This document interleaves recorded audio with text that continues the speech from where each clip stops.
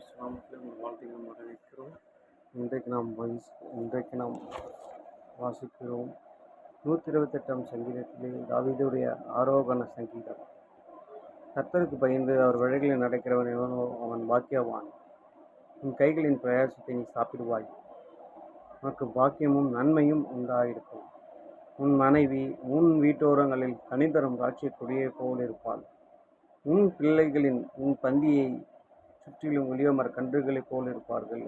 இதோ, கர்த்தருக்கு பயப்படுகிற மனுஷன் விதமாய் ஆசீர்வதிக்கப்படுவான். கர்த்தர் சியோனிலிருந்து உன்னை ஆசீர்வதிப்பார். நீ ஜீவனுள்ள நாள் எல்லாம் எருசலேமின் வாழ்வை காண்பார்.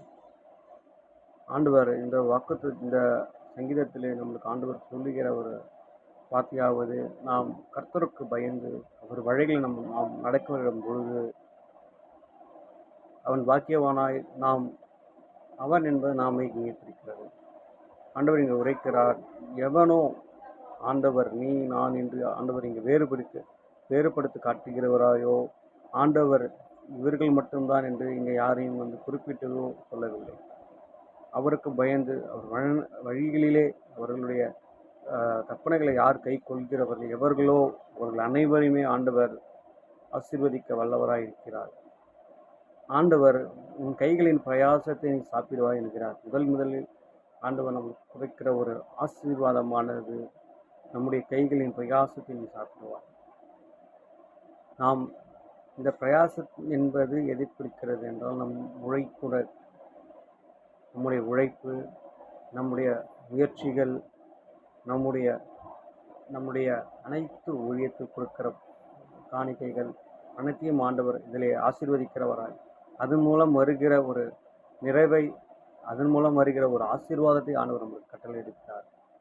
அதுவும் இல்லாமல் உனக்கு பாக்கியமும் நன்மையும் உண்டாயிருக்கும் என்று ஆண்டவர் கூட்டிருக்கிறார். அது இல்லாமல் ஆண்டவர் விரும்புகிற, ஆண்டவர் வழிநடத்துகிற அந்த ஆசீர்வாதத்தையும் ஆண்டவர் நமக்கு இங்கே காண்பிக்கிறவராக இருக்கிறார். ஆண்டவர் இதில் உன் மனைவிகள் உன் வீட்டோரங்களில் கணித்தரும் திராட்சை கொடி போல் இருப்பார். நம்முடைய உன் மனைவி என்பது இங்கே ஆண்டவர் குடும்பத்தை ஆண்டவர் இங்கே சுற்றி காட்டுகிறார். இந்த கையின் பிரயாசமானது நம்முடைய குடும்பமாகிய ஆண்டவர் அழைத்திருக்க அந்த குடும்பம், அந்த ஆசீர்வாதம் ஆண்டவர் நம்முடைய குடும்பத்தை, நம்முடைய வீட்டின் தலைவர்கள் மூலம் ஆண்டவர் நம்மளுக்கு ஒரு திராட்சை செடிப்பை போல மாற்றுகிறார். அவர்கள் நமக்கு குடும்பத்தை கன்னித்தரும் செடியாக மாற்றி அவர்கள் குடும்பத்துக்கு நன்மை கொடுக்கிறவர்களாக ஆண்டவர் இங்கே மாற்றுகிறார். அதுவும் இல்லாமல் ஆண்டவர் உன் பிள்ளைகள் உன் பந்தியை சுற்றிலும் ஒளிவமர கன்றுகளைப் போல இருப்பார்கள் என்கிறார். ஆண்டவர் உங்கள் பிள்ளைகளை, பந்தி என்பது ஒரு குடும்பத்தை அடையாளம் காட்டுகிறது.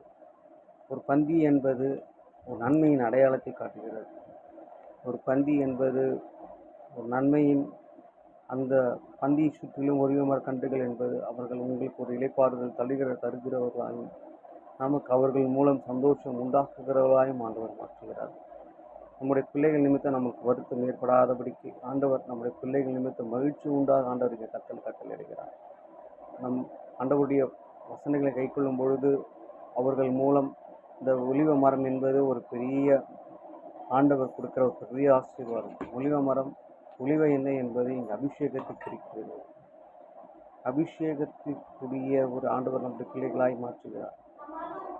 ஒலிவ மர கன்று என்பது அது வளரும் பொழுது நம்முடைய குடும்பத்திற்கு நன்மை, ஆரோக்கியத்திற்கு குறிக்கிற ஒரு மரமாக இருக்கிறது. நம்முடைய குடும்பத்தை சுற்றிலும் ஒரு ஆரோக்கியம். நம்முடைய மனைவிகள் என்பது இங்கே திராட்சை செடி என்பது கொடியை குறிக்கிறது. திராட்சை கொடி என்பது நமக்கு நம்முடைய சரீர பலவீனங்களிலே, உடல் அசதியான நேரங்களிலே நமக்கு கிடைக்கிற திராட்சை கொடியாய் நம்முடைய நாவிற்கு இனிமையான ஒரு சுவையாய் நம்முடைய மனைவிமார்கள் ஆண்டவர் மாற்றுகிறார். நமக்கு ஆரோக்கியத்தை தருகிறவர்கள் ஆண்டவர் நம்முடைய குடும்பத்தை மாற்றுகிறார். அவ்வாறாய் ஆண்டவர் நம்மளை ஆசீர்வதிக்க விரும்புகிறார். கர்த்தருக்கு பயப்படுகிற மனுஷன் இவ்விதமாய் ஆசீர்வதிக்கப்படுவான் மறுபடியும் ஆண்டவர் சொல்கிறார். கர்த்தர் சியோனிலிருந்து நம்மை ஆசீர்வதிக்கிறவராய் இருக்கிறார்.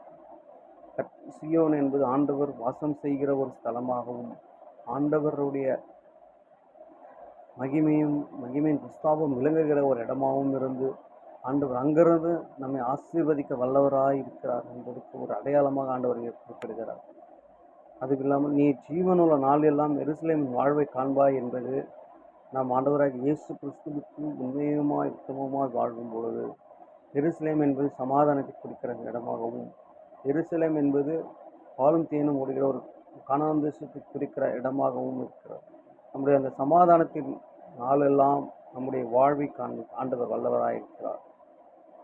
ஆண்டவர் அதோடு இல்லாமல் நமக்கு நம்முடைய பிள்ளைகளின் சந்தோஷத்தையும் அவர்களுக்கு உண்டாகும் சமாதானத்தையும் காண்பாய் என்கிற ஒரு நீண்ட ஒரு பெரிய ஒரு ஆசீர்வாதம் இது. இது கிட்டத்தட்ட ஒரு 6 பகுதி மட்டும்தான் இருக்கிறது. இதில் அந்த 6 வசனமும் ஒரு மனிதனுடைய வாழ்க்கையில் எவ்வளோ பெரிய மாற்றங்கள் கொண்டு வர முடியுமோ, ஆண்டவராகிய இந்த ஒரு ஆண்டவராகிய இயேசு கிறிஸ்துவின் நாமத்தினாலே இந்த ஆசீர்வாதங்கள் பெரிய ஆசீர்வாதங்கள். இன்றைக்கு இந்த ஆசீர்வாதம் ஒரு கன நொடியில் நடந்து முடிக்கிற ஒரு ஆசீர்வாதமாக இராதபடிக்கு ஆண்டவர் இந்த ஆசீர்வாதம் இந்த வாழ்க்கை பயணத்தின் கடைசி மற்றும் இந்த நிறைந்து நிற்கத்தக்கதாகவும், இந்த ஆசீர்வாதம் நம்மோடு மட்டுமே இல்லாதபடிக்கு ஆண்டவர் நம்முடைய சந்ததிகளுக்கும் சந்ததியின் சந்ததிக்கும் ஆண்டவர் இந்த ஆசீர்வாதத்தை கட்டளையிடுகிறார். நம்ம எவ்வாறாக இருக்கும் பொழுது, ஆண்டவருக்கு பயந்து இருக்கும் பொழுது, நீ உன் கைகளின் பிரயாசத்தை நீ சாப்பிடுவாய் என்கிறார். நம்முடைய கைகளின் இன்றைக்கு நிறைய பேருடைய பிரயாசம் வீணாக விரயமாக போகிறது. அவர்கள் உழைக்கிறார்கள் விருதாவாக, அவருடைய பிரயாசம் எங்கே போயிருக்கிறது என்று தெரியவில்லை. ஆனால் ஆண்டவர் இங்கு நம்மளுக்கு புதிய ஒரு ஆசீர்வாதத்தை கட்டளையிடுகிறார். ஆண்டவர் உன் பிரயாசத்தை நீ சாப்பிடுவாய் என்கிறார். உனக்கு பாக்கியமும் நன்மையும் உண்டாயிருக்கும் ஆண்டவர் சொல்கிறார். பாக்கியமும் நன்மையும் நமக்கு உண்டாயிருக்க ஆண்டவர் நம்மளுக்கு கிருபை செய்கிறார். நம்முடைய குடும்பங்களின் சாபத்தின் நிமித்தமோ, நம்முடைய குடும்பங்களின் வியாதி வறுமைகள் நிமித்தமோ, நம்முடைய ஆசீர்வாதங்கள் ஒருவேளை நம்முடைய குடும்பத்தின் பிரயாசங்கள் சாப்பிட முடியாமல் இருக்கலாம். ஆண்டவர் இன்னைக்கு நம்மளுக்கு வாக்குரைக்கிற ஒரு வசனம், உன் கைகளின் பிரயாசத்தை நீ சாப்பிடுவாய். ஒரு பெரிய நமக்கு ஆனால் இந்த ஆசீர்வாதமானது, இந்த ஆசீர்வாதத்தை ஒரு பெரிய ஆசீர்வாதமாக ஆண்டவர் நமக்கு மாற்ற வல்லவராக இருக்கிறார். இந்த ஆசீர்வாதம் இன்றைக்கும் நேற்றுக்கும் இராதபடிக்கு அது வருஷம் முழுவதும் ஆண்டவரின் கையின் பிரயாசத்தை சாப்பிட உதவி செய்ய வல்லவராக இருக்கிறார். நம்மளுடைய கைகளின் பிரயாசத்தை நம்மளுக்கு உண்ணும் பொழுது ஆண்டவர் விரும்புகிற ஒரு ஆசீர்வாதமான ஒரு ஆண்டவர் விரும்புகிற ஒரு பிரயாசமாய் அது இருக்க போகிறது. நமக்கு ஆண்டவர் விரும்புகிற ஒரு பிரயாசமாய் ஆண்டவர் நேசிக்கிற அந்த குடும்பத்தின் அந்த பிரயாசத்தை ஆண்டவர் பெருக செய்ய வல்லவராக இருக்கிறார். அது ஆண்டவர் நமக்கு அதன் மூலமாய் நமக்கு நன்மையும் கிருபையும் உண்டாக செய்வார். இன்றைக்கு ஒருவேளை நாம் உழைத்துக் கொண்டிருக்கலாம், நம்முடைய பிரயாசம் சிறிதாக இருக்கலாம், நீங்கள் கவலைப்படாதீர்கள். ஆண்டவர் நமக்கு பெரிய காரியங்களை செய்ய வல்லவர். இன்றைக்கு நாம் என்று சொல்லுங்கள், ஆண்டவரே எங்கள் கையின் பிரயாசங்களை நீர் ஆசீர்வதியும் ஆண்டவரே என்று சொல்லுங்கள். இன்றைக்கு நாம் நினைக்கலாம், ஆண்டவர் நம்ம உழைக்கிறது வேஸ்டாக விருதாவாக போகிறதே என்று. ஆண்டவர் நமக்கான ஒரு வாக்குத்தத்தம். ஆண்டவருடைய வசனங்களை நீங்கள் கை கொள்ளும் பொழுது ஆண்டவர் நமக்கு, ஆண்டவரே நானும் சில நேரங்களிலே சில பிரயாசங்கள் விருதாக போயிருக்கிறது. நம்முடைய கண்ணீர்கள் சில நேரங்களில் விருதாவாக போயிருக்கிறது. நான் எதற்கு சம்பாதிக்கிறேன் என்ற ஒரு நோக்கத்தோடு நம்ம உழைத்து கொண்டிருக்கலாம். ஆனால் ஆண்டவர் சொல்லுகிறார், நீ உன் கையின் பிரயாசத்தை சாப்பிடுவாய் என்று சொல்லியிருக்கிறார். இன்றைக்கு நம்ம கடன் வாங்கியிருக்கிறோம். நமக்கு அறியாமல் நம்ம கடன் வாங்கி கொண்டிருக்கலாம். நம்மை அறியாமலே சில தவறுகள் செய்திருக்கலாம். நம்முடைய மனித தவறுகளின் நிமித்தம் சில இழப்புகள் உண்டாயிருக்கலாம். ஆனால் ஆண்டவர் இன்றைக்கு சொல்லியிருக்கிறார், உன் பிரயாசத்தை ஆண்டவர் சாப்பிட வைப்பார், உனக்கு நன்மையும் கிருபை உண்டாயிருக்கும் ஆண்டவர் சொல்லுகிறார். ஆண்டவருடைய வசனம் ஆம் என்றும் ஆமேன் என்றும் உங்களுடைய குடும்பங்களில் ஆசீர்வதிக்கிறார். ஆமேன், ஆமேன், ஆமேன்.